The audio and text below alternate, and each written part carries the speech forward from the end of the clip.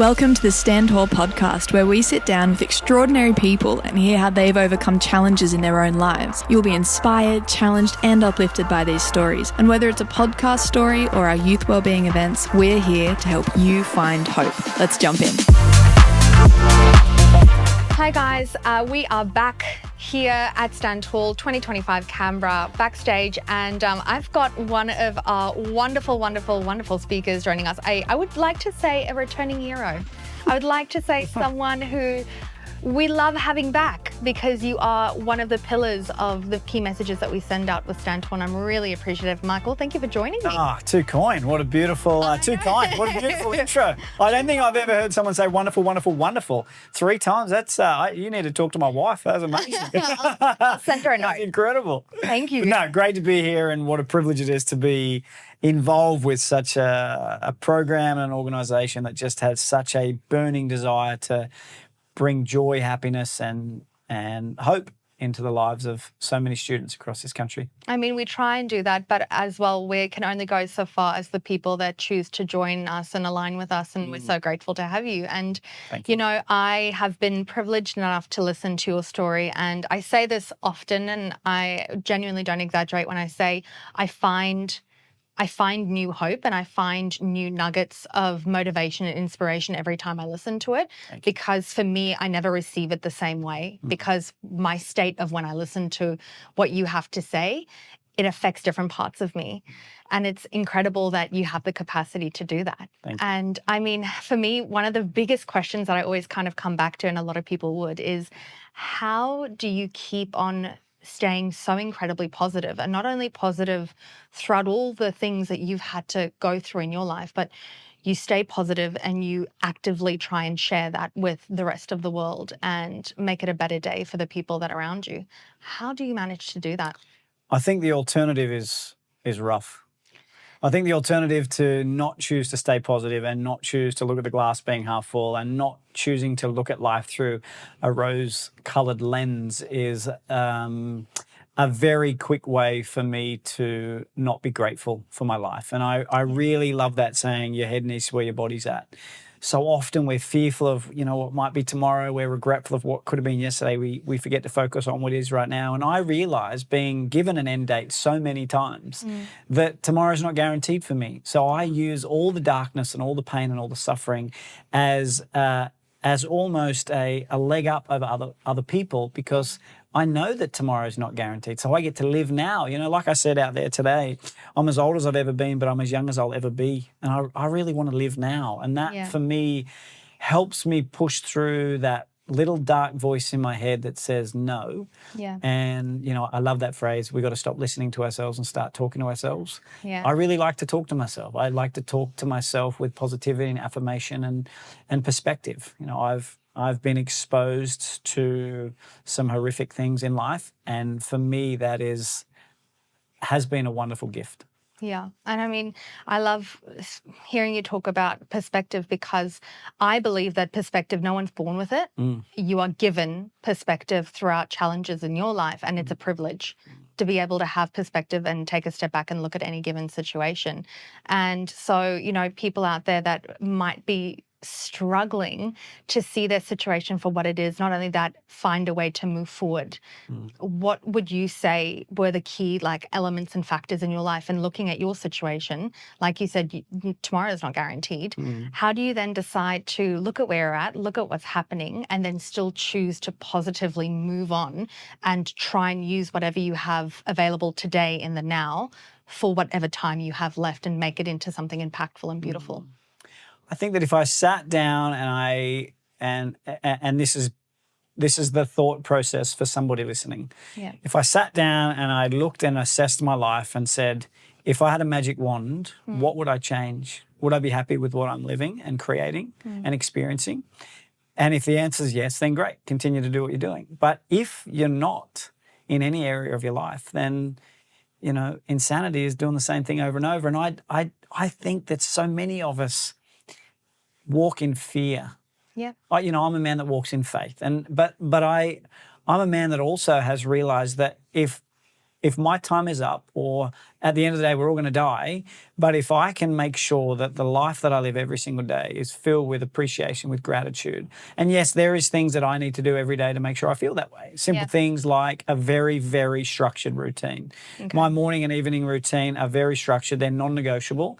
I always make sure that I do a gratitude journal. I always text my clients. I do a lot of coaching, as you know, and I send out my 3 things that I'm grateful for, and they send me their 3 things, because I think almost like when we buy a new car, all of a sudden we buy that new car and we see that car everywhere. Yeah. And it's the same with gratitude. If we start to fill our hearts and our minds and our souls with gratitude, then all of a sudden our subconscious mind just seems to suck it out of our day. Yeah. Because it's so easy. You know, I love the comparison that you drive to work and you get cut off by a car and it ruins the rest of your day. But you don't focus on the 7,000 cars that you drove past that didn't cut you off. And if we can just start focusing on the 7,000 that didn't cut us off and not the one that did, then all of a sudden we get to work and we're like, hey, out of the 7,001 car that I drove past today, only one of them cut me off. Like, everything starts to change. Yeah. And I really think it starts with that. Am I living the life that I want to? And if it's not, what can I change? And then how can I fill my day with gratitude? So subconsciously I can dive into that more aggressively to ensure that I go to bed of a night time grateful for what I've accomplished and grateful for what I have.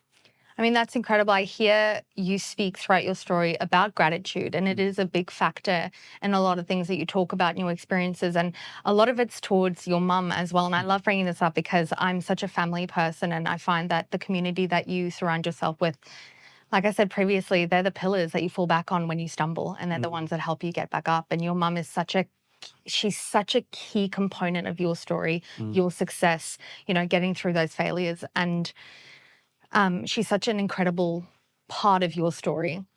Why is it so important for you to not only make sure that people are aware of the role that she played in your journey and you showing gratitude towards her? In general, why would you say it's so important to show that type of love and faith and kindness towards parents, you know, because a lot of kids would find themselves in, you know, not similar, but hard situations, and it's hard to see that. And you do it so lovingly and you do it so freely and you show so much respect. How do you... I think to answer the first question in there, and we might need to come back to the second part because I call it chemo brain. The brain forgets things pretty quickly. Yeah, we'll do it again. But I really think that it's important that we acknowledge those that have lifted us in times of great darkness, because people need to understand that you can't do it alone. Yeah. You need to surround yourself with great people. You need to surround yourself with people that love you. And not necessarily does it need to be a mum or a dad. I know that there are some people today that are listening that are in broken homes, that may not have a family, may not have parents. But what we do need to do is we need to find a pillar of strength and a pillar of hope, somebody that's going to challenge us, stretch us, make us fall over and learn from our mistakes. Because I think we learn far more from a loss than we do from a win. And my mum made sure that that was the case. You know, when I reflect back on being burnt, and I was the only one in the burns unit that had to get up and go to the toilet. And I would get up and my skin would crack and my arms would bleed. And it was horrific. But she knew that that was going to make me the man that I've become. And it's because of those tough times that enable us to lead great lives. And I think that if you're listening today and you're in a space of despair and you are broken and you are lost and you're alone, then the 2 greatest days in one's life is the day that you're born and the day that you discover why you were born. And often we discover our why in our darkest moments. And I hope that this moment that you're in right now can be the pillar, that can be the turning point in your life that says, it stops today. Yeah. And my life needs to be better. Wow. I mean, that's hard. That's a lot to take in. And you're right. Like, so many people would be joining in and they are in that space. And, you know, they just need the right person to encourage them and the right person potentially just to show up for them, like your community, your mum did in that moment, in that time, to make you strong. You make a very good point, but I think it's very important that we understand that we need to create a community. We need to create, you know, about 5 years ago, I decided to declutter, and it wasn't declutter my furniture. It wasn't declutter my clothes. It was to declutter my friends. Yeah. I think that if you're trying to be everything to everybody, you end up being no one to yourself. And I needed to make sure I surrounded myself with really good people. And, you know, I think being a loner at school and not having many friends, and then all of a sudden this speaking explodes and you're on TV and stuff, now you want everyone to like you, and you want to be the life of the party, and you want to be that guy. And now I realize that is very shallow, and it can create all different types of doubt and uncertainty and exhausting. Yeah, but also you create a persona of yourself that you're not, because you're just trying to prove to everybody or impress everybody. And I think that when you can start to really love yourself and invest in yourself and value yourself, that's when you find your community. Yeah. Because they want to be around that. And I think that's really important. So don't just sit and listen and go, well, I don't have a community, so this is not fair. The answer to that is you need to invest in yourself so that you can start to be a better version of yourself, and then go actively source a community that's going to stretch you, that's going to challenge you, that's going to allow you to live the life that you want to live. Because if, you hang out with chooks, you're always going to be a chook. But if you want to fly with eagles, you need to go and take some risks. I mean, nothing comes easily, right? Everything that's worth having comes with hard work. And so if you're not surrounded by the people that you want to be surrounded by, if you're not doing the things that you want to do, it starts with you, and it's all hard work. You have to commit to it. And it's nothing is easy. No part of the journey is easy. And if it was, it wouldn't be worth it. 100%. You don't, it's if it's easy getting, it's probably not worth getting, right? Yeah. I'm going to pivot a little bit and go, we always say, oh, you're so successful, you've done so well. And, these are just facts. But I would love to know, I struggle sometimes in my own life with balance. And it's like you said as well, there's a very difficult balance between being true to who you want to be and who you are and what you project and what you want other people to perceive you as, right? And so there's a very delicate balance that's hard to get right. How do you balance your ambition to be successful and to grow and to impact so many people, but also straying to keeping true to your morals and keeping true to the person that you are at home and with your family and with your smaller community? How do you balance that? It's like a clown at a circus.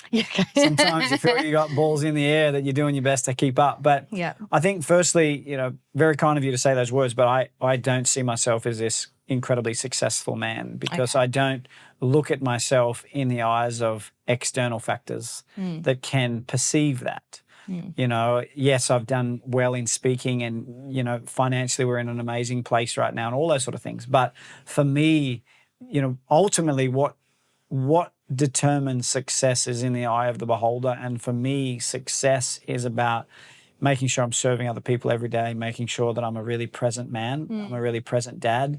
I want to make sure that I'm a really wonderful son and an amazing husband. And to me, that is what success is. For me, to make sure that I have my routine structured out so I can make sure I have time for God, and I can have time for myself, and I can have time for my wife and my kids before all of this stuff that happens. That allows me to understand what balance is. And as you know, like the last 3 weeks, I've been on the road, in different countries. I did a Make-A-Wish thing for a beautiful little boy at Ronald McDonald House yesterday in New Zealand. And that makes me feel like there's a greater purpose in my life than to just speak. Yeah. To know that there's people out there that find hope in their heart is just, I pinch myself and think, why would you want to hang out with me? I'm just an ordinary Aussie bloke that's had a fair few kicks, and now I'm just so grateful to be a dad and a husband and a caring, loving son. Yeah. And maybe that's just what the world needs. Maybe the world needs people that just get out of bed and want to show kindness. Yeah. They don't need pro athletes. They don't need famous, rich TV superstars. They just need people with the right morals, like you said, the right values, and this burning desire to make the world a better place, not just their own world. No, we need compassion and we need kindness. It's one of the biggest things that I find missing in my day-to-day community. And so, if you can be a person that instills it small, it's like a little ripple effect in water, right? Yeah. It might be one little word of kindness or act of kindness, but it really does affect, the ripples effect into the community. Yeah. And that's how you create change, which is incredible. And you've done that very, very well. Very humble, very, very humble, which makes it very easy to talk to. Very approachable. So I mean, we've got incredible people joining us and listening to this, and, you know, there's so much that you can take from what you've already said. Is there anything today that you would love for those guys joining in, whether it's for the first time or, you know, big Stand Tall fans, they've listened to every single time you have been here with us? Is there anything that you would like to leave them with? Is there a mantra that you live by? I know it's hard to condense what you want to say into something so small and impactful, but yeah, let's give it a go. I think that we all need to understand that when we're in great darkness, for me, that's our discovery moment. That's when we discover how powerful we have been created. But I also think that, you know, God gives his greatest challenges to his toughest soldiers. And whether you're a person of faith or not, that's totally irrelevant to this situation. What I think is important is you understand that when life gives you darkness, when life gives you great pain and suffering, it is teaching you so much about life. And I really think that it's because of the battles, it's because of the hardship, it's because of the brokenness and the vulnerability and the ultimate moment of surrender that has enabled me to now lead and live this life that I'm getting to live. Yeah. There is no way that I'd be doing what I'm doing with such peace and joy and love in my heart if it wasn't because of all the challenges that this world has thrown and continues to throw at me. And for that, I'm so grateful.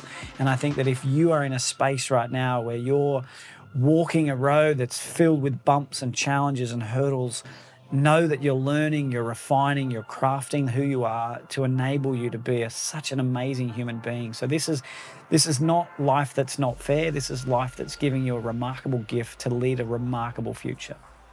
That's incredible. There's the loop. That's amazing.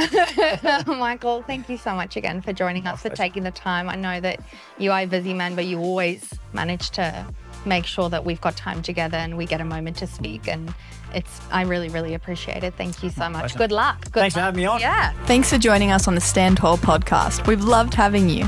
Follow and subscribe to stay up to date and to hear more stories like this one. We'd also love it if you could share this with your friends and family, because we know a little extra hope can go a long way. You can find out more, tell us what you think, and keep up with our Stand Tall events via our social media. Come say hi, and we'll see you on there.